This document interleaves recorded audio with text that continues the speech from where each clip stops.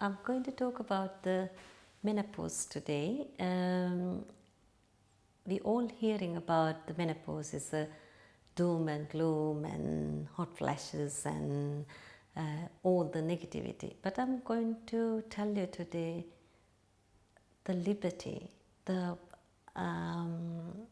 fascinating freedom women can get when women going through menopause, and how do we psychologically accept it and rise above the negativity, and same as some small tips for you to come out with some niggling symptoms. And in Ayurvedically, when we think about the person's lifespan, it is 3 different phases they're going through in the newborn to childhood, and puberty to menopause, and menopause to until dying. And puberty, when the puberty start, your menstrual cycle starting point, we recognize as a puberty. And when we think about this whole cycle, is we call is the burning candle, and first flame of the candle is coming like a puberty, and last flame of the candle is coming as a menopause.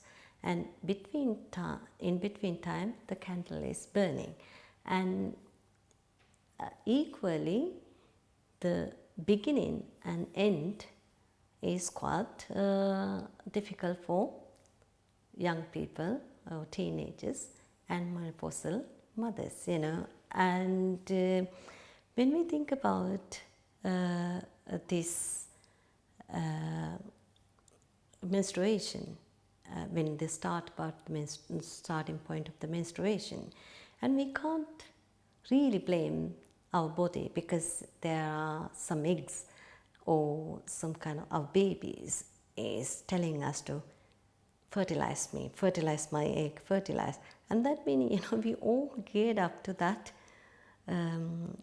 biological hijack, hormonal hijack, like we have to find a man, we have to find the partner, and we have to get the eggs fertilized and having babies and giving milk and having sex, and whole thing is hijacked by this estrogen and progesterone hormone. And without knowing that, we going through ridiculous periods sometimes, like who loves me, who don't loves me, and how we can have sex, and the partners, and do I look good, and am I doing right thing or wrong thing. And this is all due to a lot of this self-criticism due to these hormones, because this hormone pushing us to do what we needed to do that point, which is the prime aim of the female body, is get that egg fertilized, and have a baby. And without knowing that, we're going through this period, up and downs, and, kicking and hitting, and, just have an emotional hijack period for the women. And when you come to menopause, suddenly, this emotional and biological hijack doing by the hormone, it is going to be a little bit died down. And same times, it is at that point, body has going through some kind of fight. One part is like wanted to be in that hormonal area, like the emotional and biological, physiological, attachment. And the other part of the body is saying, the menopausal part, give me a break, I want to fly now, I had enough. This body is fluctuating, especially female body is fluctuating these 2 areas. We call it the pitta area to, when the puberty to menopause, there is pitta dominant area too, and that change into vata area. And then for examples people calling is when you come to 50, it's like midlife crisis. It is not midlife crisis because of the hormone changes and the phase of the life is changing, and that means everybody looking for, especially women, looking for some kind of, different phase, different attitude, different, outcome, looking for different outcome from a life. And at that point, is a Western world is normally is identified as a negative thing. In a Ayurvedically or Eastern world, like normally we call is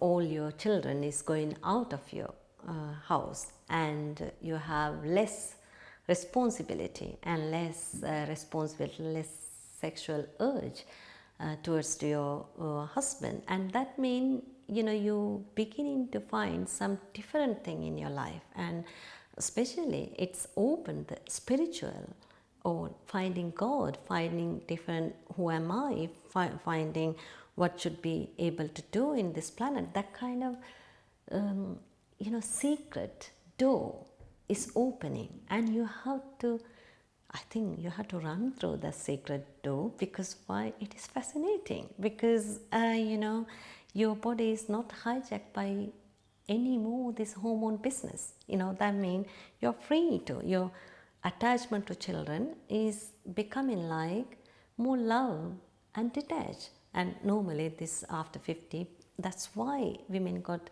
grandchildren, because grandchildren mean it's not responsibility. You can experience the love and then you let them go, and it is not like your children, and you understand, you absorb the love they give into you, and is unconditional, same time detached, and your whole life becoming like that. Even your husband, your loved one coming like that, you're giving unconditionally your love. That raga or the sexual attention and irritation is not very much in there. You love the person because of love them, not because your hormone is saying, or you should have sex, or you should have this or that. And this space is for women, I think, is such a beautiful phase if you identify it correctly. And if you're preparing for the freedom you're going to have, and you will not induce your pitta. Pitta means fire element in your body, and that means fire element is the one is a drying quality induced in the body, and that means it's make you like dry your vaginal area, and then it makes you dry your body, and it makes your skin getting drier and then wrinkly.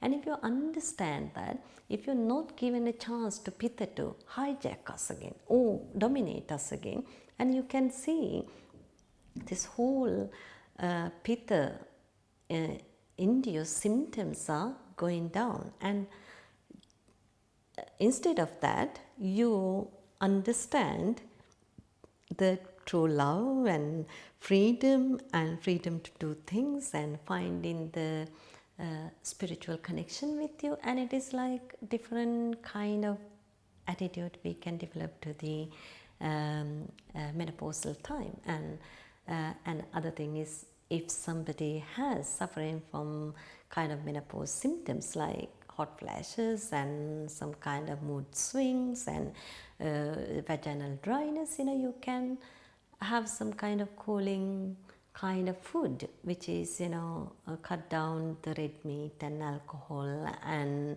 a lot of salads and a lot of starchy food.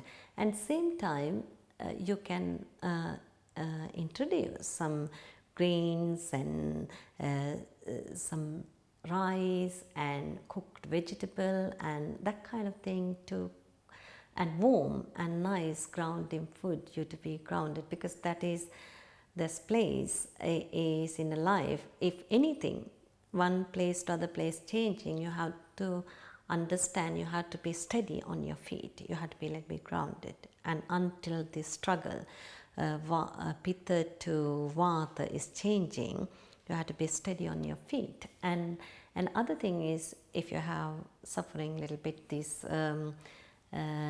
remedy, you can use the coriander seeds, crushed coriander seeds, 3 teaspoons into 200 milliliters water, 200 milliliters water, and put it soak overnight, and next day you can sip the coriander and drink the water, coriander water, and it is cooling your, it is diuretic and cooling, and it is taking your heat all absorbed to the coriander, the water, and let it out from your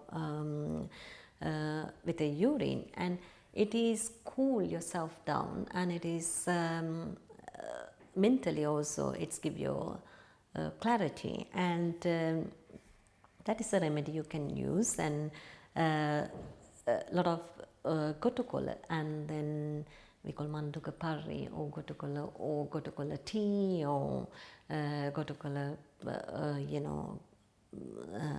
herbs you can use, because it's increasing the memory and then strength of your your brain and brain cells, and that kind of thing you can use as a remedies. But if you're getting too cold or the cold kind of symptoms, if you're using coriander, you have to stop using, because it's induce your cooling element in the body.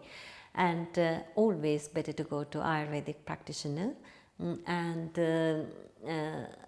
looking for some kind of understanding and advice and remedies to help you to get through this menopause. And I think who have gone through menopause, I think it's a liberation. I can fly anywhere I like to now, because it's like a different secret door is opening, and you have to enjoy this time much more than the time we passed in the planet.